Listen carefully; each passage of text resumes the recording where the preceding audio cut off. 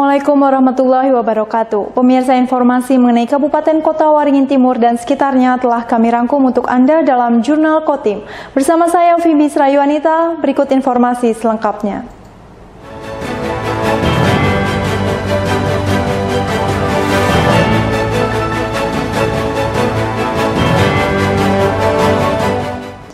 Festival Tandak Intan Kaharingan ke-11 Provinsi Kalimantan Tengah digelar di Sampit, Kabupaten Kota Waringin Timur. Kegiatan keagamaan umat Hindu Kaharingan ini juga dimaknai sebagai sarana mempererat rasa kebersamaan dan persaudaraan. Festival Tandak Intan Kaharingan tingkat Provinsi Kalimantan Tengah dibuka oleh Sekretaris Daerah Provinsi Kalimantan Tengah Nur Yakin pada Selasa 19 Desember malam. Tahun 2023 ini, Festival Tandak ke-11 dilaksanakan di Sampit, Kabupaten Kota Waringin Timur.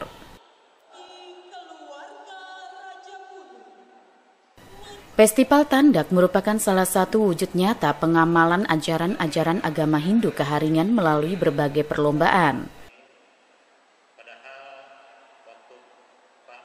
Terdapat 10 jenis yang diperlombakan dalam festival ini, diantaranya pembacaan kitab suci Panaturan, penyampaian pandehen atau siraman rohani, serta menandak.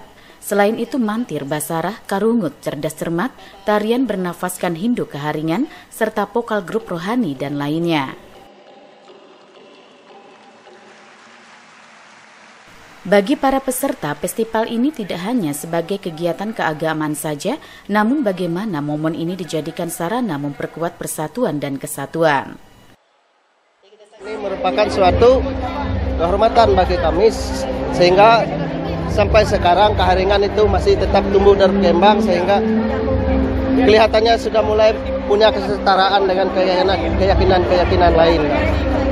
Maksudnya adalah kami merasa bahwa ini suatu momen yang sangat luar biasa bagi kami umat Hindu Kaharingan yang masih ada di Kalimantan Tengah. Hal yang sudah terjalin dengan baik seperti ini tetap terus berlanjut dan juga bisa terus didukung dan disupport oleh pihak manapun, sehingga di dunia yang semakin modern ini kita tidak mengenal lagi siapa aku, siapa ikam, tetapi kita adalah satu. Walaupun kita berbeda dari suku bangsa dan lain sebagainya, tapi kita tetap satu di dalam wilayah negara kesatuan Republik Indonesia, dan terkhusus untuk Kalimantan Tengah tetap menjaga yang namanya falsafah Huma Betang supaya kerukunan dan kedamaian dan keharmonisan hidup selalu kita rasakan bersama.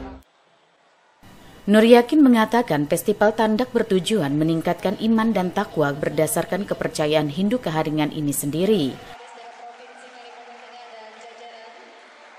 Namun di sisi lain, kegiatan ini juga sebagai sarana dalam merawat keberagaman yang ada di Kalimantan Tengah. Keberagaman yang ada diharapkan dapat memperkuat rasa persatuan dan kesatuan sesuai falsafah Huma Betang. Pemerintah provinsi mengapresiasi kegiatan keagamaan yang ada di Kalimantan Tengah, khususnya agama Hindu Kaharingan. Tadi saya sudah membacakan sambutan Pak Gubernur bahwa keinginan beliau kita ini bisa merawat keberagaman yang ada di Kalimantan Tengah. Jadi salah satu buktinya pemerintah hadir dan mensupport semua kegiatan yang ada di Kalimantan Tengah. Khususnya Festival Tandak Intan sendiri bagaimana Pak? Ya, maknanya adalah bagaimana keberagaman itu bisa memperkokoh rasa persatuan kesatuan kita di Kalimantan Tengah. Kita boleh berbeda suku, boleh berbeda agama, boleh berbeda kepercayaan, tetapi falsafah Huma Betang itu menyatukan kita bersama. Jadi spiritnya itu. Festival Tandak Intan Kaharingan ke-11 Provinsi Kalimantan Tengah di Sampit dilaksanakan selama 4 hari dengan jumlah peserta dan pendamping sebanyak 1.300 orang. Peserta berasal dari sejumlah kabupaten dan kota di Kalimantan Tengah. Mashud Badarudin, Hayat TV.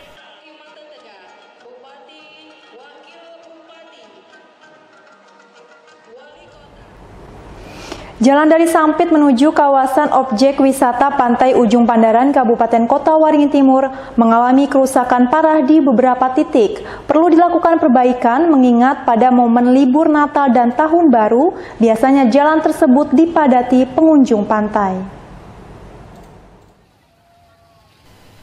Pada momen libur Natal dan Tahun Baru, kawasan Pantai Ujung Pandaran di Kecamatan Teluk Sampit biasanya ramai dipadati pengunjung. Pada libur Natal 2023 dan Tahun Baru 2024 nanti, pantai tersebut akan kembali dipadati pengunjung. Namun saat ini terdapat kerusakan di beberapa titik jalan menuju Pantai Ujung Pandaran. Hal itu tentunya akan membahayakan mengingat nantinya jalan itu akan dipadati kendaraan menuju ke Pantai Ujung Pandaran. Belum lama ini Bupati Kota Waringin Timur Haliki Nur mengecek jalan rusak yang menjadi kewenangan pemerintah Provinsi Kalimantan Tengah itu. Rencananya segera dilakukan pemeliharaan dengan melakukan penambalan menggunakan material agregat B. Karena ini arus transportasi yang sangat vital, baik barang maupun orang.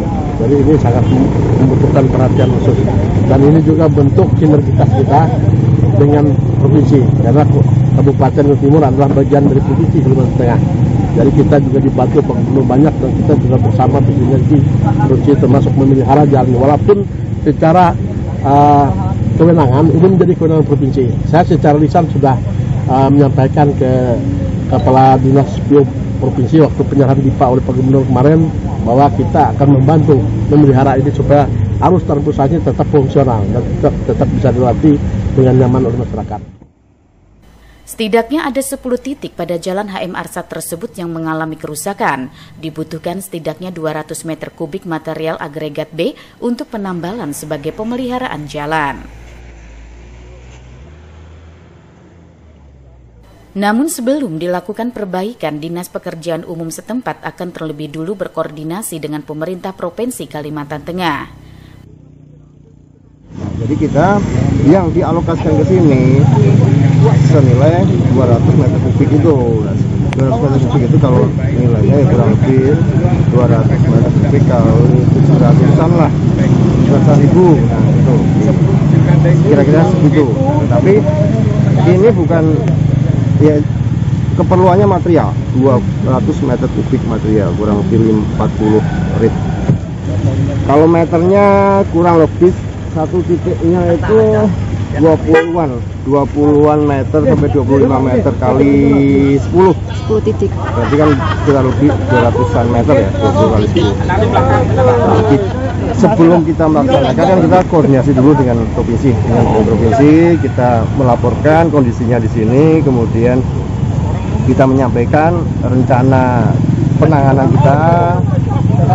Ya tadi seperti yang diutarakan Bupati bahwa ini bentuk sinergitas kita dengan provinsi. Yang pertama kita laporkan dulu, kita koordinasi dulu, mudah-mudahan dalam waktu dekat, dalam minggu depan bisa kita action di lapangan. Perbaikan jalan tersebut diharap dapat semakin memperlancar arus transportasi orang dan barang, terlebih pada momen libur Natal dan Tahun Baru nantinya. Mashud Badarudin, Hayat TV.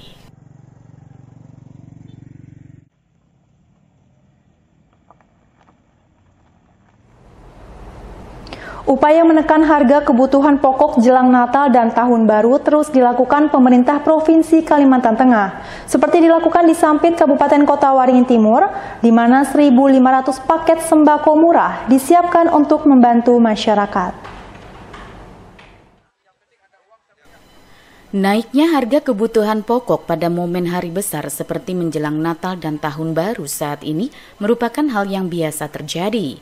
Untuk menekan harga agar tidak melonjak tajam, pemerintah Kalimantan Tengah menyediakan paket sembako murah. Paket sembako murah tersebut disiapkan khusus untuk kontingen Festival Tandak Intan Keharingan ke-11 tingkat Provinsi Kalimantan Tengah yang diselenggarakan di Sampit, Kabupaten Kota Waringin Timur. Paket sembako tersebut terdiri dari 5 kg beras, 2 liter minyak goreng, 1 kg gula pasir, 1 bungkus kopi, serta 2 kaleng sarden dan 2 kaleng susu. Warga terutama kontingen Festival Tandak merasa senang dan terbantu dengan adanya paket sembako murah tersebut. Hanya dengan harga Rp50.000 mereka bisa mendapatkan paket sembako yang harganya jauh di bawah harga di pasaran. Sangat senang sekali. Pertama sangat membantu bagi sekarang kan harga sembako apalagi menjelang Natalan dan Tahun Baru ini kan semua harga apa-apa semuanya naik. Pokoknya dengan adanya sembako murah ini sangat membantu sekali bagi kami yang dari daerah, terutama dari Kecamatan Mentaya Hulu. Sekarang kan di sana harga gula aja sudah 18.000, harga susu ada yang 15.000. Kemudian beras yang cukup melonjak harganya Pak di sana. Kalau yang 5 kilo aja sana 105.000. Nah, kalau di sini kan tadi kita dengan adanya sembako murah ini sangat senang sekali. Makanya ini kita tebus biar nanti bisa bagi-bagi dengan masyarakat di sana. Bu, tadi ditebus dengan harga berapa tadi? 50.000. Iya, harga satu kupon kan. Jadi satu kupon 50, jadi kita tadi kan beli 4 kupon. Dalam membantu masyarakat kontingen Festival Tandak, pemerintah provinsi menyiapkan sebanyak 1.500 paket sembako seharga Rp200.000. Namun oleh pemerintah paket sembako telah disubsidi sebesar Rp150.000. Langkah ini juga sebagai salah satu upaya pemerintah Provinsi Kalimantan Tengah dalam menjaga kestabilan harga kebutuhan pokok terutama menjelang Natal dan Tahun Baru, dengan harapan dapat menekan inflasi yang terjadi. Paket yang untuk pasar penyeimbangnya ini 1.500 paket. Ya, jadi peruntukannya kepada peserta Festival Tandak yang hadir ya secara langsung di sini, dan mereka menebus bukannya cuma-cuma 50.000 per paket tadi ya, per paket tadi. Jadi 150.000 itu pemerintah Provinsi Kalimantan Tengah mensubsidi kepada masyarakat ya, penerima kupon, penerima pasar murah hari ini ya. Kita bersyukur ya, mudah-mudahan inflasi Kalimantan Tengah tutup bisa terkendali ya, sampai dengan 2024 nanti. Ini adalah bentuk kegiatan pemerintah Provinsi Kalimantan Tengah dalam mendukung dan melaksanakan program ya selama ini sedang berjalan. Dan pemerintah pusat kan menganjurkan supaya dilakukan terus-menerus pasar murah dan pasar penyeimbang ini. Ya tentunya ya masyarakat yang bisa mampu memperkuat daya beli, mempertahankan daya beli mereka ya dengan adanya kegiatan seperti ini. Selain paket sembako murah, di lokasi yang sama juga diadakan pasar murah yang dapat dibeli oleh masyarakat umum. Komoditi yang dijual lebih murah dari harga pasaran ini terdiri dari beras, bawang merah, bawang putih, minyak goreng, serta gula pasir. Mashud Badarudin, Hayat TV.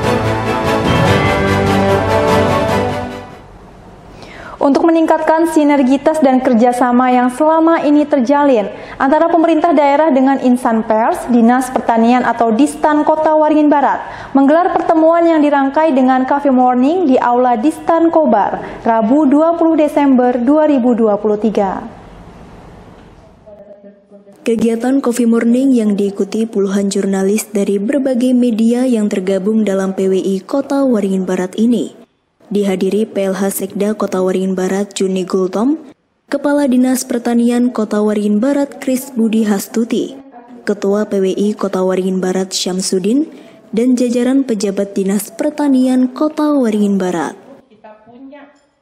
Acara Coffee Morning kali ini mengambil tema terkait program DPDPKS di Kota Waringin Barat. Kepala Dinas Pertanian Kota Waringin Barat Kris Budi Hastuti dalam sambutannya menyampaikan pentingnya peran media sebagai mitra kerja pemerintah, sehingga dengan digelarnya acara ini diharapkan dapat membuka peluang bagi insan pers untuk lebih mendalam dalam memberitakan program-program yang tengah digalakan oleh Dinas Pertanian Kota Waringin Barat. Menurut Kris Budi, pemberitaan yang dilakukan oleh media bukan hanya menjadi informasi bagi masyarakat, tetapi juga menjadi acuan bagi pemerintah dalam meningkatkan pelayanan kepada publik. Sebab menurutnya tanggung jawab pembangunan pertanian tidak hanya pada Distan saja, melainkan melibatkan sektor-sektor lainnya. Acara Coffee Morning ini tidak hanya menjadi wadah silaturahmi, tetapi juga merupakan bentuk kolaborasi antara pemerintah dan media dalam mewujudkan pertanian yang lebih produktif dan berkelanjutan di wilayah Kota Waringin Barat. Jadi karena tadi disampaikan juga oleh Bapak Sekda bahwa kita adalah mitra pemerintah, yang mana dengan adanya Coffee Morning ini kami juga mengharapkan rekan-rekan dari PWI ini dapat mewartakan program-program yang ada di Dinas Pertanian. Kemudian juga dari warta-warta yang Bapak publikasikan itu juga menjadi acuan kami untuk motivasi kami untuk pelayanan kami kepada masyarakat. Bapak di situ kan tidak hanya Dinas Pertanian saja nih yang Bapak publikasikan nih. Berita-berita dari dinas-dinas yang lain itu akan kami cermati kira-kira, atau kalau ada yang kita bersinergi, kita akan laksanakan secara sinergi. Jadi tanggung jawab dari pembangunan pertanian itu tidak hanya menjadi tanggung jawab Dinas Pertanian saja, tetapi juga dengan lintas sektor dinas terkait. Seperti itu, Pak. Jadi kita memang perlu adanya terobosan-terobosan baru untuk memberdayakan lahan-lahan yang belum tergarap selama ini. Itu, Pak, yang kita ini kan. Ya. Salah satunya mungkin kita belum mempunyai data yang fix ya Pak ya untuk kondisi lahan pertanian yang ada di Kabupaten Kota Waringin Barat ini. Pemilik daripada lahan yang belum diberdayakan itu, maksud saya datanya seperti itu. Jadi itu yang akan kita push untuk mendapatkan data itu. Kegiatan Coffee Morning berlangsung aktif dengan dibukanya sesi tanya jawab dan saran masukan dari para wartawan yang hadir terkait perkembangan atau permasalahan perkebunan kelapa sawit yang ada di Kabupaten Kota Waringin Barat. Tim Liputan SBTV. Kasus demam berdarah dengue perlu diwaspadai di Kabupaten Kota Waringin Barat. Sampai dengan saat ini kasus demam berdarah banyak terjadi di Kelurahan Madurejo dan pasien di Kobar sudah ada pasien DBD yang dinyatakan meninggal dunia di Rumah Sakit Umum Daerah Sultan Imanuddin Pangkalan Bun. Kasus demam berdarah dengue perlu diwaspadai di Kabupaten Kota Waringin Barat. Hal ini dikarenakan sudah ada pasien DBD yang dinyatakan meninggal dunia di Rumah Sakit Umum Daerah Sultan Imanuddin Pangkalan Bun. Memasuki minggu ke-51 dalam kalender epidemiologi, diharapkan upaya bersama dengan pemberantasan sarang nyamuk serentak selama 4 siklus. Dengan jarak siklus 7 hari ini dapat memutus rantai penularan DBD. Terlebih saat ini sebaran kasus terbanyak terdapat di Kelurahan Madurejo, Sidorejo, Mendawai, dan Pasir Panjang dan juga Kelurahan Baru. Untuk itu masyarakat dihimbau untuk selalu meningkatkan kewaspadaan dan melaksanakan 3M+ secara rutin. Dalam hal ini, Kepala Puskesmas Madurejo Dr. Mahadi mengatakan bahwa ada penambahan kasus di bulan Desember yakni sebanyak 46 kasus yang sangat luar biasa banyaknya. Langkah-langkah yang telah dilakukan oleh Puskesmas Madurejo yaitu telah bekerja sama dengan lintas sektor, baik dari kelurahan, Babinsa, Babin Kamtipmas untuk pemberantasan sarang nyamuk.